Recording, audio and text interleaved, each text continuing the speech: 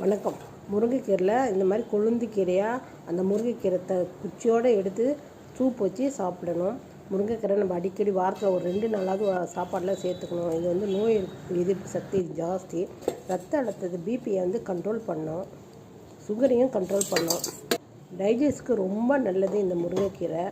இதோட மிளகு, ஜீரகம், முக்கியமாக வந்து அது அரிசி கழுவுன தண்ணியில் தான் இந்த சூப் வைக்கணும். அது ரொம்ப நல்லது உடம்புக்கு. தேங்காய் பால் சேர்த்துக்கணும். தேங்காவோட நான் கொஞ்சம் மிளகு, ஜீரகமும் சேர்த்து பவுடர் பண்ணி சேர்த்துருக்குறேன். முருங்கைக்கீரை வெறும் நெய்யில் மட்டும் அப்படியே கொஞ்சமாக சால்ட்டு போட்டு கொஞ்சம் ஜீரகம் போட்டு நல்லா வதக்கி சாப்பிட்டு பாருங்கள். அவ்வளோ ருசியாக இருக்கும். உடம்புக்கு ரொம்ப நல்லது. ரத்த சோகை இருக்கிறவங்க அந்த முருங்கைக்கீரையை அடிக்கடி சேர்த்துக்கணும். அது நெய்யோடு சேர்த்துக்கணும். பல்லுக்கெலாம் ரொம்ப நல்லது இந்த முருங்கைக்கீரை. தாய்ப்பால் கொடுக்குறவங்க அடிக்கடி இந்த முருங்கைக்கீரையை சாப்பாட்டில் சேர்த்துக்குங்க. இந்த மாதிரி சூப்பை வச்சு அது சாதத்தில் போட்டு நல்லா பிசைஞ்சு சாப்பிடணும்.